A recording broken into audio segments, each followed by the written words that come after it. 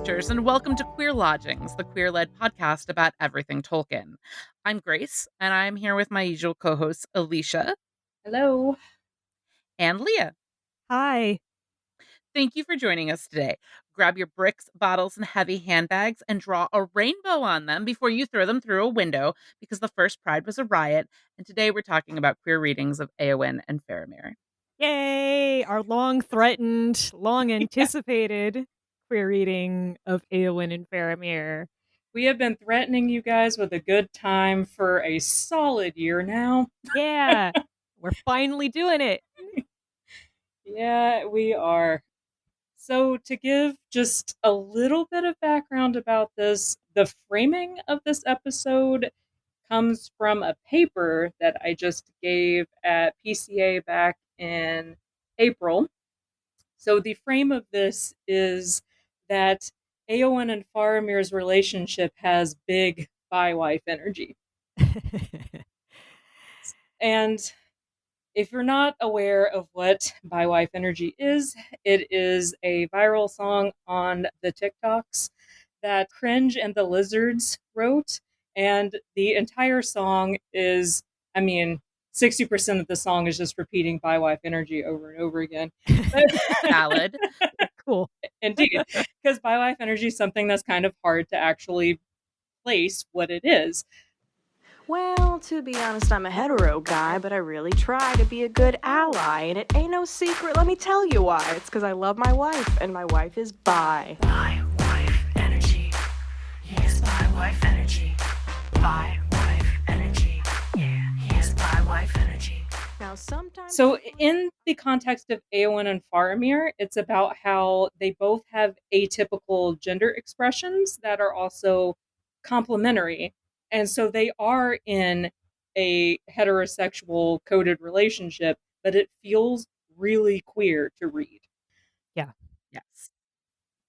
Bi-wife energy, it's hard to really nail down, but in general, what it is a queer femme gets into a straight seeming relationship with a straight man who then becomes a ferocious ally and is often mistaken for being queer himself. And it doesn't always break down along those particular gender lines. Any gender could potentially have bi-wife energy. But according to a UCLA study in 2011, women are roughly twice as likely to identify as bisexual than men. And approximately 80% of all bisexual people end up in straight passing relationships. So the stereotype holds true. It is often a femme inducting a cashew man, as my autocorrect always likes to say. Cashew instead of cishet. Beautiful. Fantastic. Gorgeous. Walking back around to that was a journey and an adventure, and I loved it. Sorry, it just just hit me when I was just like, wait. Sorry. Derailing. Alicia, one of the things that I loved in that paper that you gave is that you also, when you talk about this idea of the straight passing relationship, the relationship where one or more of the participants are queer, but it appears to be heterosexual on the surface or at first glance, you also go into why that's problematic. Yeah, indeed. It's something that hits really close to home for me in particular. I am definitely one of those people who, when I came out to my mother as bi, she was like, "Oh, but you married a man, so you're straight now." And oh, yeah, that's sort of like bi erasure that comes into being in a liminal relationship where, I mean, I do look very straight from the, if you ignore the blue hair. I do look very straight from the outside, but bisexuality and pansexuality are pretty liminal orientations. And it is easy to overlook, especially if the partners their gender expressions look more binary, whether they actually are or not. I think there's always this trade-off between perceptions of safety and then also erasure and the harms and protections that come with each of those things in liminal relationships. Mm, And the harms of erasure are pretty significant. I will also point out that in a recent study that was done in the UK, approximately 80% of bi and pansexual people are not out to their families, and 64% of bi and pansexual people are not out to all of their friends.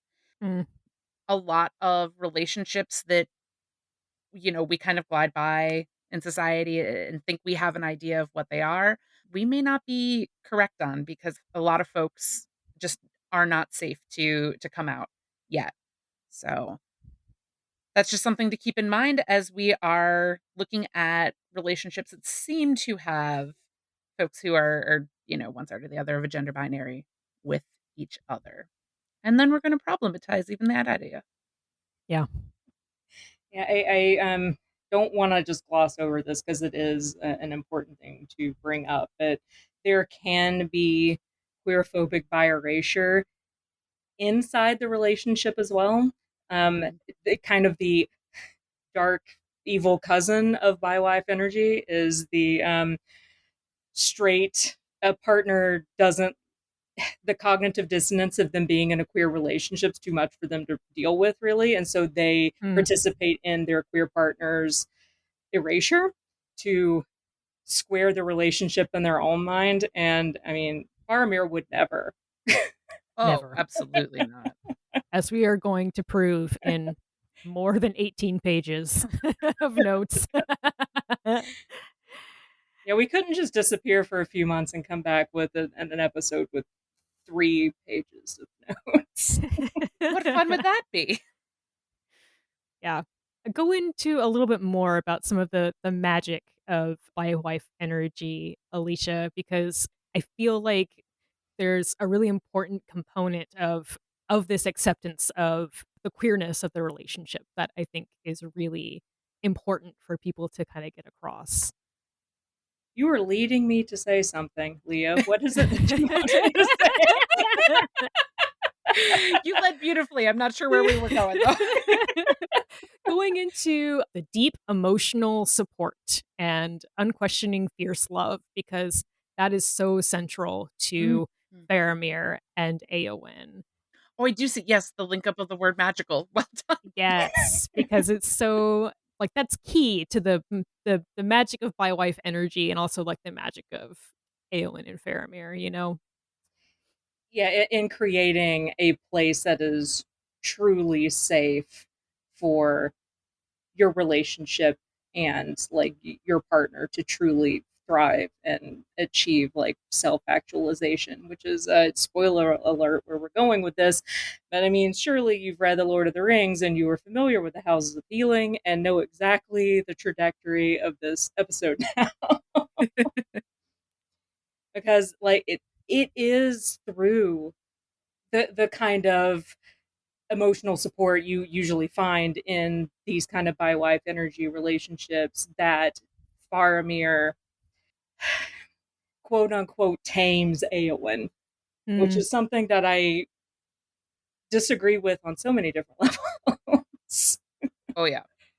yeah. Let's kind of get into exploring Eowyn and Faramir kind of on their own terms as characters in and of themselves, and then kind of explore a little bit more about that dynamic and also unpack some of the readings that a lot of people have given to them that either assigns that tamed sort of qualification or other readings like Or contradicts that.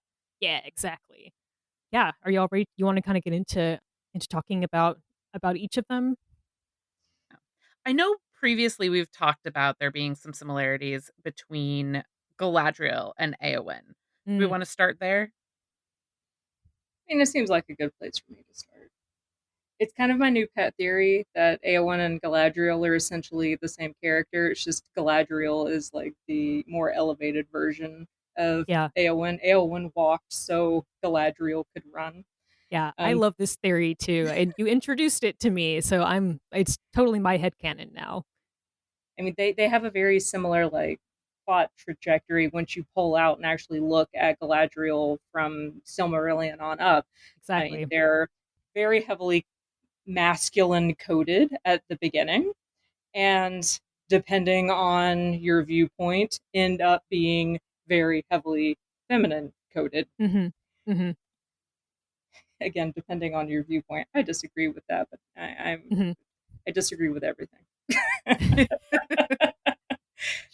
Sure. But I do think there is that kind of it. That's a more simple read, but there's also the read of kind of overcoming your demons, and Galadriel did that with overcoming, the Band of Valar, and like finally finding her real true place in the world. Mhm. And Eowyn did the same thing in a Mhm. way when she, I referred to this in my paper as she did a catastrophic murder. Yes. Hell yeah. Hell yeah. And through that act also found what is her permanent place in the world. There are a Mm. lot of parallels there. And one of the things that I thought was interesting when I was researching this is that I found that there's a paper called Finding the Woman's Role in the Lord of the Rings. It's by Melissa McCrory Hatcher. And she actually makes a comparison between Eowyn and Sam, Ooh, that's fascinating. and how those two characters are uplifting Tolkien's true ideal of healing Mm. through essentially like a coming of age narrative.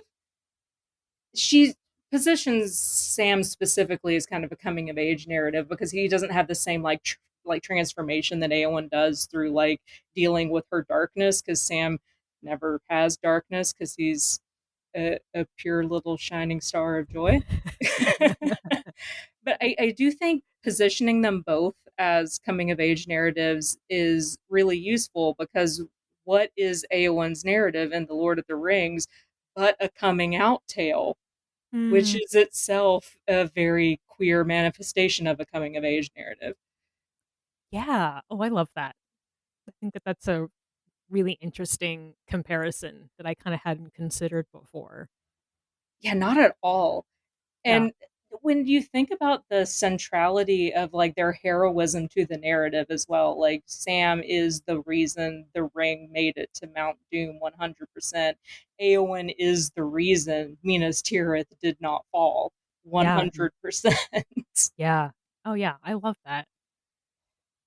I think one of the other like important things to kind of like touch on is the environment in which Eowyn is presented to us, the one in which she's Mhm. living. Yeah.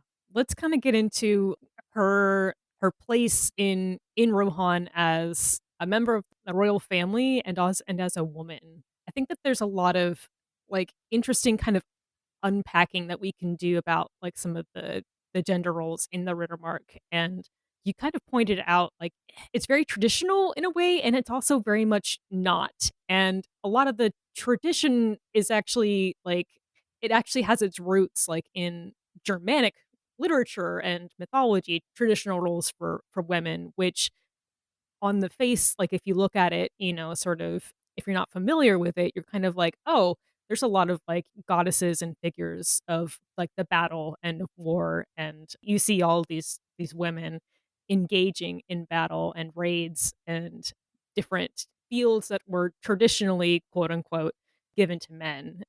We've kinda talked about this a little bit, like, in our Galadriel episodes, talking about Leslie Donovan's Valkyrie Reflex paper and talking about a lot of how those different women in Tolkien sort of both, uh, embody and defy traditional Germanic and, like, Northern sort of roles for women. Yeah. Particularly coming from those Germanic, maybe Anglo-Saxon, even Gothic influences and everything, where I think there's also a risk for people who are only mildly informed about those historical traditions and how they weave into Tolkien's creation of the Rohan and the Riddermark and all that. People who have a limited understanding, and perhaps an intentionally limited understanding, can often limit and misread the roles that women take in history and then also in fiction. And one of my favorite sets of memes that goes around is about Vikings, like Old Norse men and what their actual culture was like, when they dyed their hair and they took baths, and women controlled the money and they could divorce, and all of these things that a lot of people think are really progressive. And by a Yeah. lot of people, I mean the people who are willfully misinterpreting history for their own nefarious ends. Yeah. Mhm. Yeah, I can hear a dog agreeing. That's Winston. He's very riled up. I was gonna say, I think Winston is mad about certain people taking those those stereotypes for their own nefarious ends. So, Rohan's based on Anglo-Saxon culture, and Tolkien very specifically based them on Anglo-Saxon culture. The language is very similar. It's using like a similar type of poetry when in so far as he's actually like translating some Anglo-Saxon poetry basically directly into the book, Mhm, while still using the meter because he was showing off. So it's not surprising that he is working some of these really traditional things into the culture, and it's also not surprising that these traditional things are confusing to people who don't actually really understand the culture or have studied it or whatever. One of the things that I think is the most important in terms of Leslie Donovan's The Valkyrie Reflex paper is she specifically calls out that Valkyries are cross gender figures in mm, mythology. mhm, They are martial maidens. They are intrinsically tied to death and battle in a way that women generally aren't. Women are generally tied to, like, birth and life giving and healing as opposed to these Valkyries. But the Valkyries are very femininely coded. Like, they are definitely like what you could consider masculinized women if you're going to go the Melanie Rouse route. And I think that it's beautiful, honestly, that those sorts of gender roles have been ambiguous and fluid for so long. Mhm. And yeah, Eowyn's like such a good example of it. yeah, like, she's a really great example of kind of, like, the queering of those roles, I think. Because particularly to the idea of, like, liminality, she is not required to exist in only one of those roles. Throughout the Right, course of the narrative, she embodies right, multiple aspects. Yeah, and it's due to her nature as being a part of the royal family that she was trained to be a shield maiden. She is a woman who is trained to lead. mhm, And I not just martially, but also she's trained to lead her people in a governmental sense. I think it's fascinating that Eowyn begins to conflate governing her people with the part of her feminine assigned gender role that she doesn't like, Mhm. where she really yeah. embraces the martial, like more masculine coded side, and she really pushes away the more feminine coded, like stewardship side.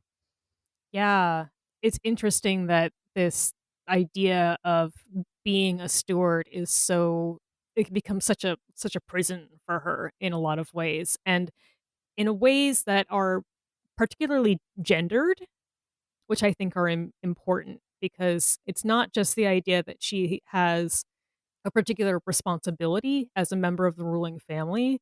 She has a particular responsibility as a woman in the ruling family, and she gets assigned a role and a duty as a woman that is different from, say, Aomer of her brother, you know? Mhm. Yeah, like 100%. It's very specifically when Theoden is healed and is leaving her behind to lead Mhm. the people in his absence that I That moment is what is so interesting to me because she pushes back against it so hard. We'll come back to this in a minute, but specifically in that scene with her and Aragorn when he's Mhm. going into the paths of the dead, like she has Yes. fully conflated at that point leading her people with being a nursemaid and being Mhm. held in a cage that she doesn't want to be in that is not safe. Yeah. Yeah. Going back to the culture for one more point before we really dig into that, and that is how strangely accepting the Rohirric men are in terms of being corrected than like the Gondorian men in general when you're looking at the ones that we have Ooh, examples of. Ooh, yeah, say more. yes. A listener, Diana, after our toxic masculinity episode, really wanted us to dig into how masculinity manifests itself in the Riddermark because she had noticed what I just said. Like the men in the Riddermark are generally more accepting of being corrected. They are more accepting of Eowyn having the shield maiden role because it's something that's embedded in their culture. Diana, much like I do, we both read that Elfhelm knows that Durnhelm is Eowyn. Mm, There's a quote from Mary where he says there seems to be some understanding between Durnhelm and Elfhelm surrounding him being, as Elfhelm referred to him as, master bag because he just felt like baggage. And that's reinforced later when they're about to ride on the Pelennor, and Elfhelm allows Durnhelm to leave his Ered in the entirety and join the king's men. that's right. There has to have been some sort of understanding there. Yeah. Yeah. Yeah, I can totally follow that. There's also, like, going back to, like, the being, like, corrected in a way and also kind of being checked in a way. I feel like there's the moment when Theoden is about to start leaving for Dunharrow when he's sort of going with the, like, "In whom do my people trust for me to leave and to lead my people when I leave them behind?" And He names every fucking person. yeah, it's like and apparently and well, it's crickets at first because 'cause they're kind of like, I don't know who," and but Hama says from The Return of the King, Theoden says, "In whom do my people trust? In the house of Eorl," answered Hama, "but Eomer I cannot spare, and he is the last of that house." "I said not Eomer," said Hama, "and he is not the last. There is Eowyn." Of all of the people around Theoden, it's Hama who finally speaks up and is like, Eowyn can do the job. And immediately Theoden says, "It shall be so." And so I feel like that kind of demonstrates a little bit of that, like getting checked by one of your advisors, you're one of the people who is, ostensibly beneath you, getting checked and being kind of like, you forgot Eowyn, my dude, and being like, yeah, you're absolutely right. We'll leave her in Taking charge. correction and being able to check your ego. Yeah, Very important aspects of non-toxic masculinity. yeah, yeah. Another really good example of this is in the Houses of Healing between Gandalf and Eomer. Because Mm, Eomer doesn't understand why Eowyn's not getting better because she's fully given over to despair. And Gandalf says, "You had horses and deeds of arms and the free fields, but she, born in the body of a maid, had a spirit and courage at least the match of yours. Yet she was doomed to wait upon an old man, and her part seemed to her more ignoble than that of the staff that he leaned on." And mm, after Gandalf put Eomer firmly in his place, Eomer didn't push back. Like no, he accepts that information and it changes the way that he views his sister. yeah. Like it Yeah. really it moves him in a way that makes him like look on her with a new understanding, which I think is a lovely He's moment. able to access that different perspective that he has maybe never really sat down and considered thoroughly. And I do love that in our show notes, this says, once it's been Gandalf explained to him. I am delighted by that phrase because it is exactly what's going on. Like, Gandalf is giving him all the tools that he needs to sit down and rethink his viewpoint and actually take into account the viewpoint that he has never given as much credence. Yeah, and this idea just came to me right now. This kind of untraditional, like non-hegemonic masculinity that is in Rohan, which is 100% not depicted in the films at all. Like Mhm. Mm, Amer's such a dick in the films, but I really think this might be what led Eowyn to latch on to Faramir in the way that she did, because Faramir is exhibiting a really like similar type of masculinity. One of the papers I mm, was reading is the Melanie Rawls paper, talks about how Eowyn, if she had married Boromir instead, would have suffocated and died under the negative masculinity.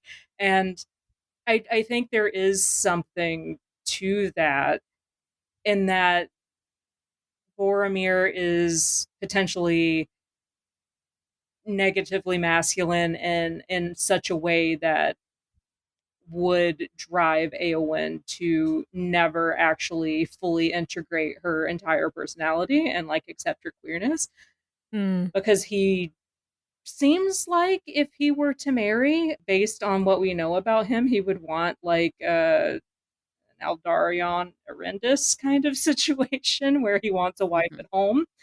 Yeah, yeah, Well, and the type of masculinity that's valued by Denethor right. is a type of masculinity that doesn't leave room for interrogation of those norms.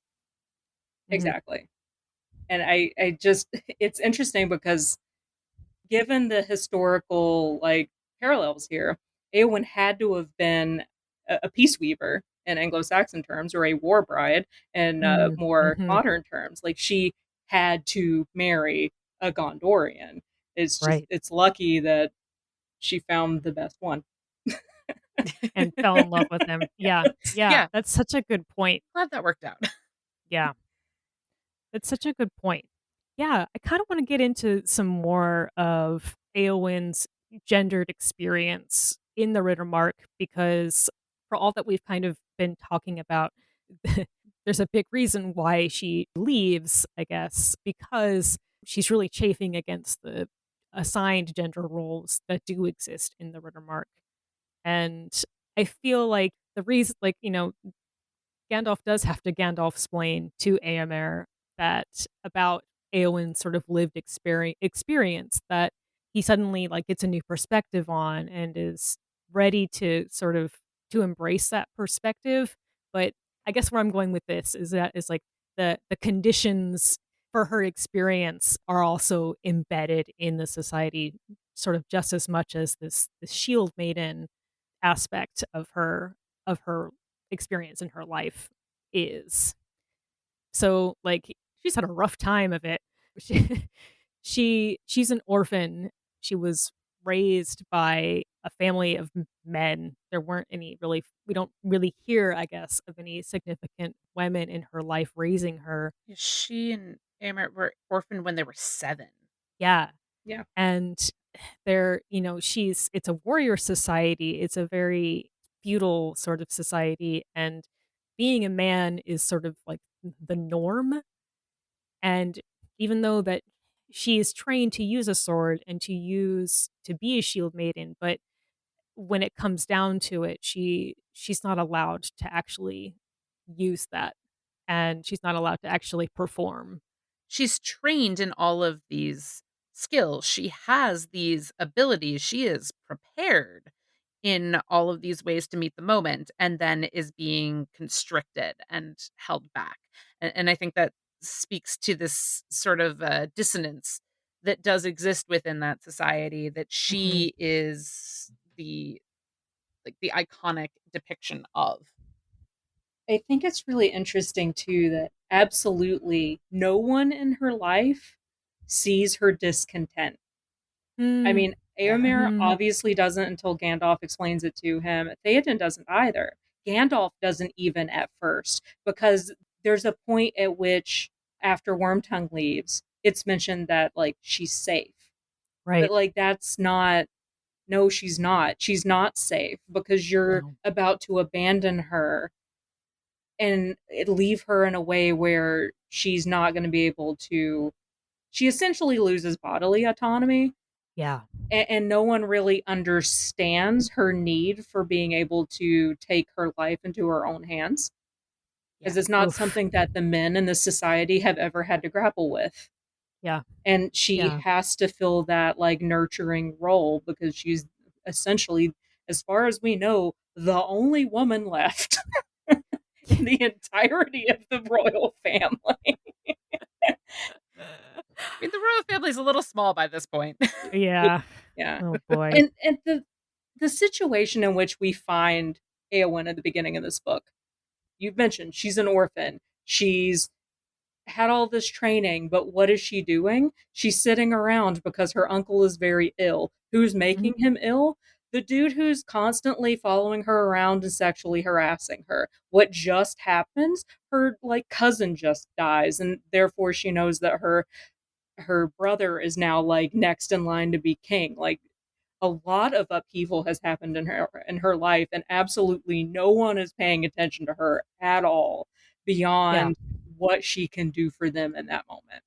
She Right. has every right to anger and discontent, and yet even the possibility of that is not perceived and dismissed in her conversations with the men around her. Yeah. Ugh, it just enrages me and breaks my heart in so many ways. I feel like all of this is sort of happening in the context of her normal everyday life, and then up rolls Aragorn to kind of be this catalyst that sort of, I feel like, kind of puts her into kind of a crisis point of both, like her understanding of herself and her understanding of just how much agency and how much autonomy has been taken away from her and has been withheld from her. And then in rolls up the literal soon to be king of Gondor to kind of stand in stark contrast to what her situation is. It's like, God, no wonder like she kind of clings to him in this moment because he represents to her, like he represents this figure with the ultimate sort of agency and autonomy. Like here's somebody who makes his own decisions and who has responsibilities, but is able to enact them in ways that sort of affirm his own autonomy and his own agency. Nobody questions or asks why Aragorn is. That's what makes everybody panic, when he's like, I have to go in the path of the dead. This is what I have to do. Everyone's kind of like, you've got responsibilities and stuff like that. And he's like, this is my responsibility. I'm going to do this. And he does it. So I feel like I've always been kind of really fascinated by Eowyn's sort of crush on Aragorn because of this power dynamic of she sort of sees in him all this agency and autonomy and independence that she's been denied her whole life, and it's incredibly appealing and incredibly kind of intoxicating to her. I'm really grateful that that's the version of Eowyn that we get too, because Tolkien goes through a bunch of different iterations of Mm-hmm. who Eowyn's character will be, what her fate will be, how she's attached to Aragorn. And there is at least one iteration in which Eowyn is planned to be like the refrigerated girl who like Yeah. dies to make Aragorn realize, Oof. how poignant his losses are or whatever. Which that's it's such a bullshit trope because of how common it is and was even in Tolkien's time. So I'm really glad that we get this version of Eowyn. This version of Eowyn is far more interesting to me than some of the other limited things that could have been done with her character. Mm-hmm. One of the things that comes up a lot in the scholarship surrounding Eowyn is how Tolkien so expertly writes what is an incredibly female worldview. Like Yeah. she is dealing with very feminine problems. And you wouldn't Mhm. necessarily think that Tolkien would be super great at writing that because he surrounded himself with men throughout the latter part of his life. But like when he was young, he was pretty surrounded by women until he ended up an orphan himself. And he does have a remarkable insight into what makes this situation for her very distressing. And I've always read her seeing Aragorn as her way out. Mm, mhm, Yes. mhm. I don't think her love for Aragorn really has anything to do with love. I think she sees Aragorn as the cart she can hitch herself to move to a place where she can hopefully live in the way that she wants to live. Exactly, exactly. And then Aragorn so cruelly fucking denies her that. Oh, yeah. Ugh, From her yeah. perspective, I think he like Aragorn in this scene at like the mouths of the paths of the dead. Aragorn is trying his fucking best to not destroy this girl, and there's no way to do it. Yeah. Yeah. Yeah, I feel like Sarah Brown in her paper about Eowyn reading the Wild Shield. It's called Eowyn It Was, and Durnhelm also reading the Wild Shield Maiden through a queer lens.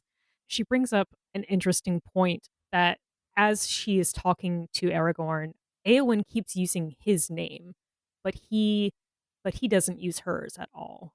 He addresses her as lady. And this could be some kind of, a gesture of distancing on his part, kind of trying to, again, trying not to break her in a way. But it's a reminder that she does have power. What she doesn't really have is control, right? Like she has a position and a duty, but she doesn't necessarily have control of what she can do with that responsibility. Her response is so poignant. All Yeah. your words are but to say, you are a woman, and your part is in the house. But when the men have died in battle and honor, you have leave to be burned in the house, for the men will need it no more. That, to me, is a lack of bodily autonomy. She wants Ugh, to be yeah. able to choose the manner in which she is at this point facing certain death, and she wants to be able to choose the manner in which she will die. Yeah. And it is being denied to her. Mhm. And what she's being offered instead, though a leadership role, is not the role that she would choose in this moment. And she likens that to being a dry nurse. That is a role that she has been relegated to before. Because when we meet her, Theoden has been being controlled by Grima Wormtongue, and she has been caring for him. And there's this element to that of very gendered reality still in our world today as well. So Sarah Brown in that paper points this out, right? This is often highly gendered work of being a caregiver. And we've seen this throughout history. We've seen this in, men go off to war and women keep the home front, keep morale up, that sort of thing. But specifically around the idea of caregiving, just a few important things to note.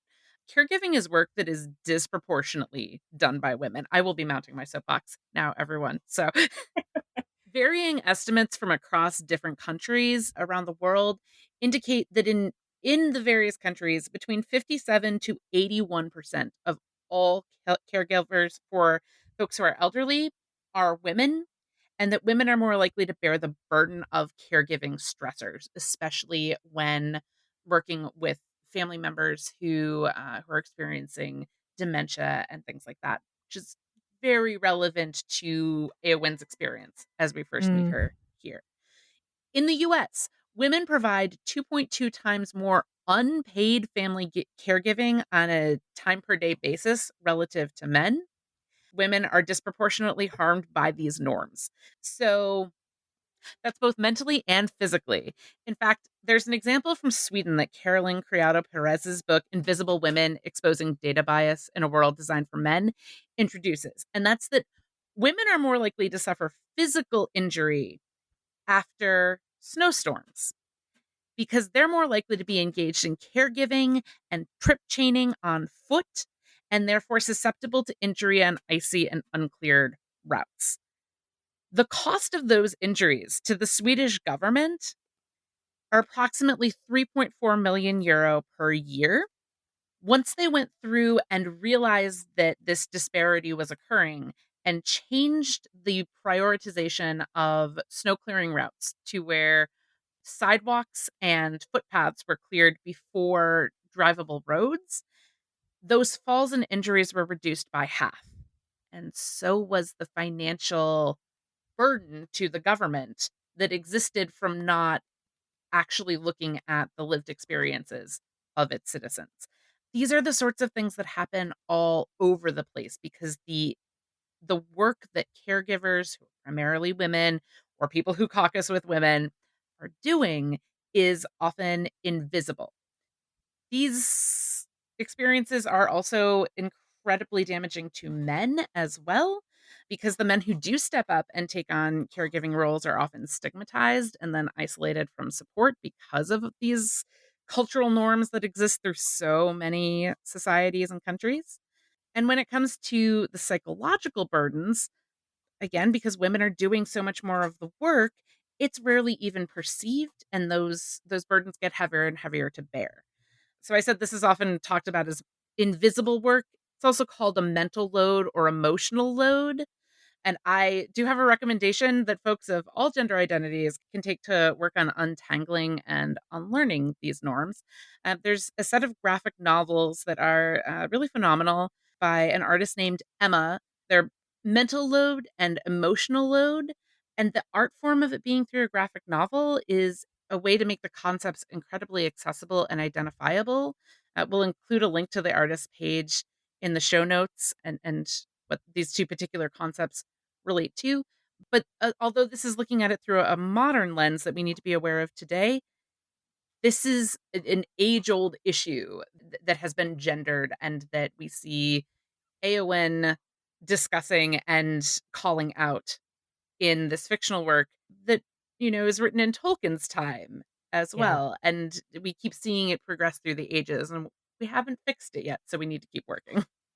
Yeah, this actually is reminding me just now, published not too long ago. I was hearing about it on NPR, a book by Jessica Calarco called Holding It Together: How Women Became America's Safety Net, which kind of gets into a lot of some of the economic and sociological sort of implications of caregiving and how sort of instead of having a national sort of safety net, we just rely on women to do it all. So it's a little bit outside of the scope of things, but I just wanted to you talking about it sort of reminded me that Yeah. this was actually like just published like this month. So There's research coming out that shows that throughout the pandemic, this disparity was not mitigated. It was only increased. And mhm. so let's see, to bring it back around to Eowyn. In times of crisis like pandemic or war, women are often called upon disproportionately to fill gendered roles that they may chafe against. Yeah. And here comes old Aragorn coming in here to kind of highlight in stark contrast just what is possible or could be possible for her and what she has kind of been experiencing. This sort of crisis point and content warning, talking a little bit about mental illness, depression, and suicidal ideation to a degree, something that I feel like some possible readings of Eowyn as like, this feminist role model, this sort of strong, independent, fierce woman asserting her rights and stuff, sort of glosses over how how much mental anguish and how much despair Eowyn is in when she becomes Durnhelm. Tolkien sort of reminds us of this back in the Houses of Healing specifically, but Eowyn is suicidal, and has been for days when they finally begin the ride to Gondor. She's sort of reached the point where there's like a moment where it's like, what's that moment where I think it's Mary who is sees her and her like, she's looking like someone who's seeking death. Yeah. And nobody else Yes. nobody else sees that. But it's sort of like when she finally becomes Durnhelm, she is seeking death. She is literally riding on her way to die. And it's sort of like she's kind of reached the point where having made up her mind to complete suicide, really. I feel like she kind of comes to this like apotheosis, I guess, at the moment when she confronts the Witch King. She seems very like triumphant, and it has kind of like a hell yeah feminist moment. But it's sort of like she's like literally looking death in the face, and that's kind of a common experience, I think, for folks who have decided to complete suicide, where their mood improves dramatically from having made the decision to do so. And it's kind of like it's a very dangerous and very, very delicate sort of moment for people to be in. So I guess that's something that I really experience hard with Eowyn, because even having this moment of, I guess, again, like this sort of swirling experience of realizing just how frustrated she is with her gender identity and her roles, and just how much despair she really is in, and how much like this crisis point sort of reveals about her mental state, and also like how much this is sort of like, I don't know, I feel like this is kind of like a point where we get to sort of see Eowyn start to kind of like what else could be possible for me. And it's sort of like she's kind of given up, really, though. She's kind of given up of any other new possibilities. I think it's worth noting, I think we did touch on this in our one of our Tolkien Would Hate This podcast episodes, where we talked about Tolkien's experience with war and queerness and suicidality. That it's worth noting that Tolkien, contemporaneously to his time and his experiences in war, was absolutely aware of people who died in battle, and perhaps performed incredible heroic acts on the battlefield that they were not likely to return from, Mm, because their queerness had been discovered shortly mhm, before that battle. mhm. And they were very high profile members of the British Armed Forces for whom this was the case. And so I think there is a sort of lived experience kind of tragedy, to at least having witnessed that, among soldiers, and in a society that cages and traps people into limited roles. Yeah. Yeah. So there's this amazing Tumblr post by Lesbians for Boromir, and honestly, following up what both of you just said with Lesbians for Boromir seems a little disrespectful, but I'm a go. Um, but No, we they're need to bring the queer joy back, yeah, okay? Well, yeah, totally. where they say that reclaiming your agency over yourself, your body, your fate, and over the demands of a gender you never wanted, and wresting that from paternalistic authorities is very much a trans narrative. It's also very Mm, much a feminist narrative, as mhm. Yeah. Eowyn is straddling that line.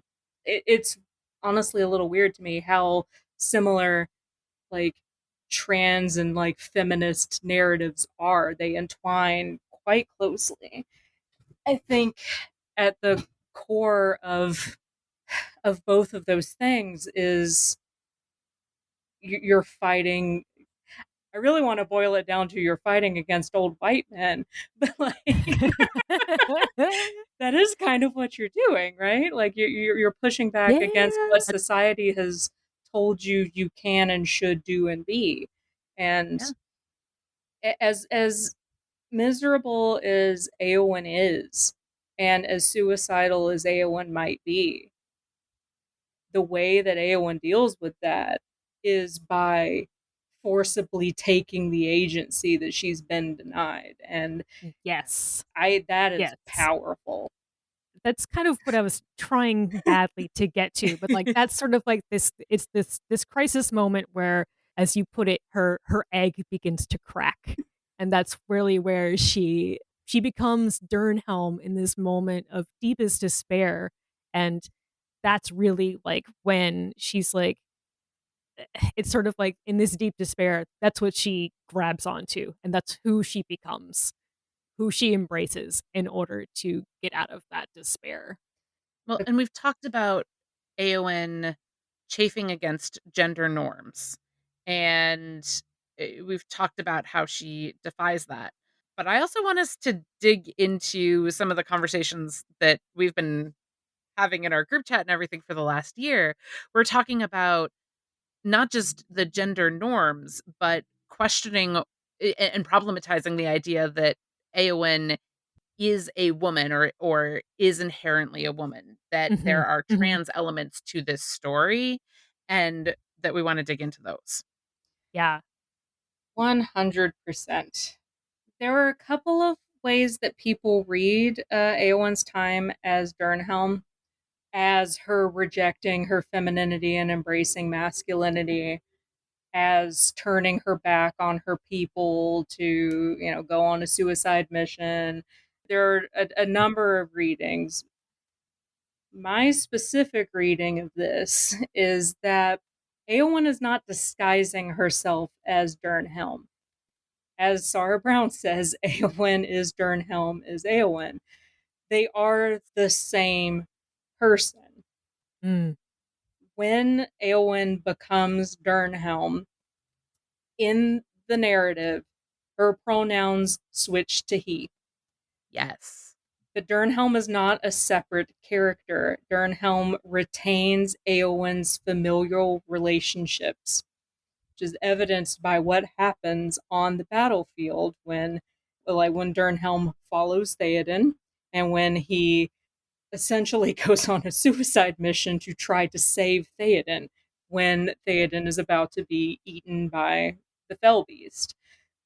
Obviously, this is the same being. It is the same character, and I think that switching of pronouns is so important. it's so key, and it's not just, like, one moment, it's, like, it's in the chapter, like, leading up to the moment, and it's from different and, like, it's from Mary's perspective, and it's from the omniscient narrator's perspective, you know? It's not played just as a surprise or a way to, hold back the information until the strategic revelation. It's played as though the narrative is aware, and so are other characters. And Dernhelm's identity is held as Dernhelm until there is an announcement of identity, like, at this, like, you catastrophic moment. And it's not as if Eowyn was always referred to as being female and feminine, and then Dernhelm happens and there's a break and masculine. When Eowyn is first described, the words that Tolkien uses are very masculine. He Mm. concentrates on her eyes. Mhm. Grave and thoughtful was her glance as she looked on the king with cool pity in her eyes. She's perceived to be stern as steel. Like she gets these descriptions that are, comparing her to metal, talking about her strength. They're not taught like she's also described as being, a flower, cool spring morning, whatever. That's not how we're introduced to her. We're introduced to her in like pretty masculine ways. So to have her then embody a masculine identity, I think is in line with how we were introduced to her. It's not at all surprising that that is what she would do. And yeah, she's also described as being fearless and high-hearted and Mhm. noble. Those are all very masculine adjectives, especially in Tolkien, because he's dealing a lot with, nobility in terms of just war and things like that. And yeah, when Mary sees Dernhelm as Eowyn is one of the most important things. When Durnhelm is attacking the Witch King, rips off Yes. his helmet, what Mary says is, Eowyn it was, and Durnhelm also. Yeah. Ugh, yeah. Such a great, like, moment, and even her speech as she is talking to the Witch King, even her speech of "No living man am I, you look upon a woman." It's like, it doesn't make it any less queer, and it doesn't make it any less trans because it again, Eowyn it was, and Durnhelm also, and so it's sort of like, I just love that, like, the inherent liminality that she embodies in that moment when confronting the embodiment of this extremely liminal sort of being, this embodiment of death, who is also, in a very real sense, literally crushing the body of her uncle and crushing the body of his uncle, you know? That moment of revelation, I always the other work that always comes to mind when I think of that is Macbeth, Shakespeare's Macbeth, and the idea that spoilers, but For a however hundreds of year old, right? if you Spoilers haven't gotten for around to reading Shakespeare. Macbeth yet, so sorry. But where you have this idea that, oh, like, this character is not born of woman. They were born by a cesarean section. Mhm, And mhm, so there's this twist to the understanding. And the thing that strikes me as similar here is not just like the twist and the revelation, but that the idea that we have of how a character's birth defines their identity is not the understanding that is true, and it is not the understanding that the character has of themselves. They mm, hold the full knowledge of their identity, and it is imperative, like, their statement as to that identity is imperative to fulfilling the events that happen at the culmination of these works. mm, So mhm, being able to declare your own identity, and have that be your statement heard by the world, and being able to stand in that are absolutely essential for, everything not to fall apart.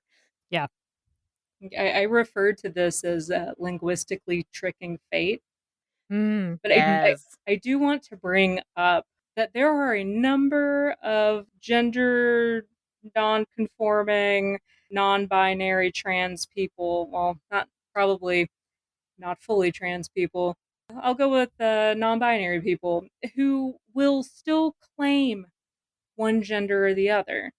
I am genderqueer, and I consider myself politically a woman mhm, Yeah. because I have the parts that people attack in women, and therefore I occasionally do choose to identify as one.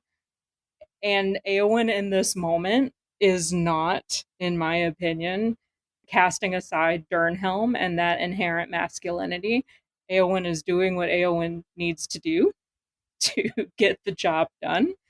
mm, I don't Yeah. think at this point that Eowyn has fully integrated Durnhelm into herself. I don't think that's something that happens until later after she meets Faramir. But I really love Sarah Brown's paper. I really do. But if I'm probably going to poorly paraphrase this right now, but because I don't have it open in front of me, but what Sarah Brown talks about how that Durnhelm is a masculine part of Eowyn's personality. mm, And just speaking as a gender queer person, I don't think that quite gets the depth of how integral this masculinity that is in this narrative personified as Durnhelm actually is to Eowyn as a entire person. I don't think that it's necessarily a part of her that is being integrated. It is an it's equal to who Eowyn is. Yes. yeah. It's deeper than just sort of like a, the masculine sort of part of her, like, on a psychological level, it's deeper than that. Yeah, and it's hard for me to really put that into words because it is such a visceral feeling, Mhm, like what your actual gender identity is, mhm. especially if it's not one that you were assigned at birth. Like figuring all of that out and learning how to integrate what may be perceived as really contradicting aspects of who you are as a person. Like it is very visceral, and I feel it so deeply at this moment that she has become he and they are they. Like she is Dernhelm, and it's not necessarily like a part of her you could ever divorce away. And it Right. was not a part of her that was ever divorced away. Dernhelm was always there. Dernhelm was just locked in an even tighter cage than Eowyn was. Yeah. Yeah, it's a like you said, it's a trans narrative and it's a trans experience, and I can hear that, like, in your voice, like, how much, like, that is such a visceral experience, and yeah, and how deeply I feel that resonates with you, which I think is just amazing, and I think the more we talk about Eowyn, it's like and the more, like, scholarship we sort of have have seen and read around Eowyn, it's sort of like I feel like there's definitely work that gets close, but not quite there, I think. And I think it's because it might be because a lot of folks writing about her aren't trans, you know? I had never read her as genderqueer in any way until I sat in on this presentation that I've talked about multiple times and and heard someone else read her that way. And Mm, the next time I went through and read The Lord of the Rings, it hit so much harder.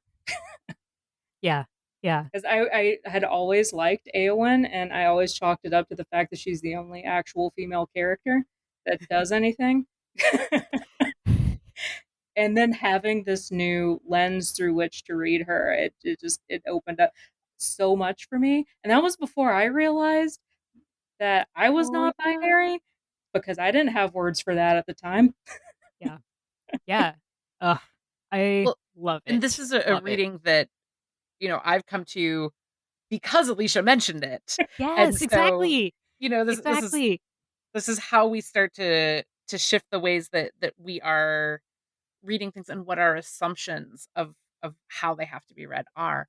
And so as I'm going back through and reading, one of the things that's key to me to remember is different than I when I first read Lord of the Rings when I was in 8th grade or whatever, and my ideas of like receiving information versus being able to engage with information is remembering that Eowyn's performance of gender is always her performance of gender, whether it is Mm, mhm. feminine and coded and that's the role that Eowyn has, or masculine coded and like he him pronouns as Dernhelm and everything.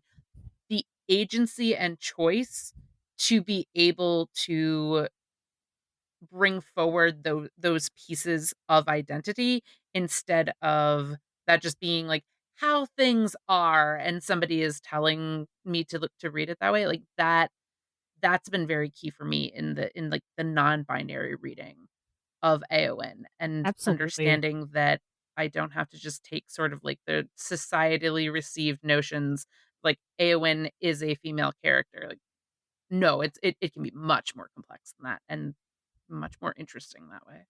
100%. Yeah, it is definitely hard for some people to be able to discern the difference between gender identity and gender expression. Mm, And that mhm. is exactly what I'm trying to get at. Dernhelm and Eowyn are one gender identity. They are two different gender expressions of one whole gender identity. Yeah. Yeah. I'm one of those people who it took it and it's still something that I still have to be like, yeah, gender identity and gender expression are different.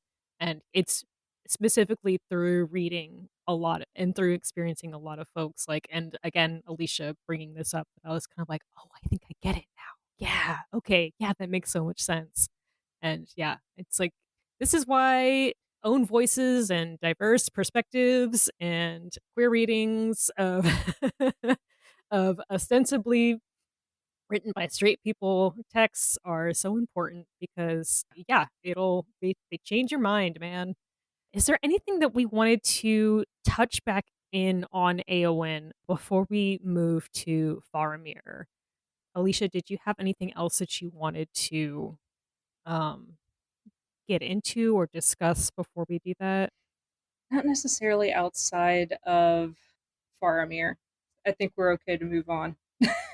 Let's do it. Let's get to our boy.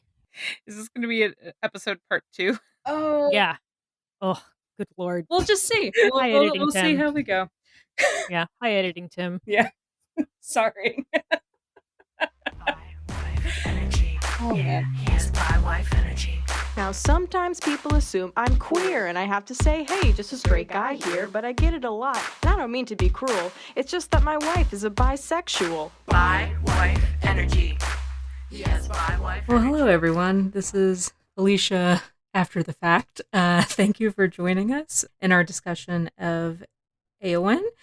We talked for almost 4 hours, so this is going to be multiple episodes. Surprise! Join us next time where we are going to be discussing Faramir and his cultural milieu and the rousing finish of Eowyn and Faramir's relationship together in part 3. I told you we talked for almost 4 hours. So see you in a little bit. And in the meantime, you can find us on Apple Podcast, YouTube Music, previously known as Google Podcast, Spotify, or any of your podcast platforms of choice. You can also stream our episodes directly on Zencaster. That is zencaster.com/Queer Lodgings, a Tolkien podcast with hyphens in between all of those words. Please leave us a rating and like, share, and subscribe. It really does help us out a lot. You can find us on Facebook at Queer Lodgings, on Twitter, the only thing it's acceptable to dead name, at queer_lodgings. You can also send us an email at queerlodgingspodcast@gmail.com.